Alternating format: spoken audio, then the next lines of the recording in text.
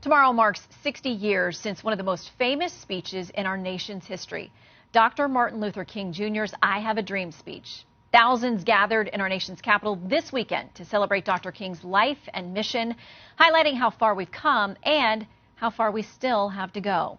Fox News correspondent Kevin Cork reports.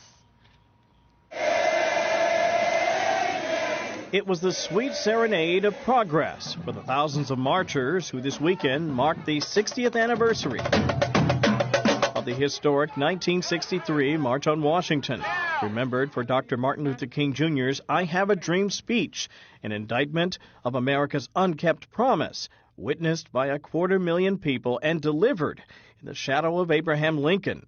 By contrast, Saturday's commemoration was more of a reflection of just how far the nation's come along its journey toward a more perfect union and the fulfillment of Dr. King's dream. Yes, it did come true in many, many ways. However, of course, we are still in the struggle. A struggle that has Democrats facing increasing political pressure from black voters, whose disillusionment with the Biden administration is growing. And for the White House, that's worrisome, with the latest Quinnipiac survey showing 35% of black voters disapproving of the way Mr. Biden's handling the economy.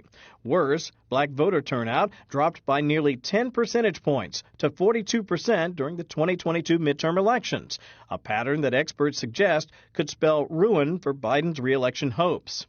Perhaps then, not coincidentally, the administration is reigniting its focus on affirmative action, issuing informal guidance to colleges and universities that there are still legal ways for them to pursue racial and ethnic diversity in their student enrollments. We are here for a rededication to the fight for a future where at long last America's practice will be as good as its promise.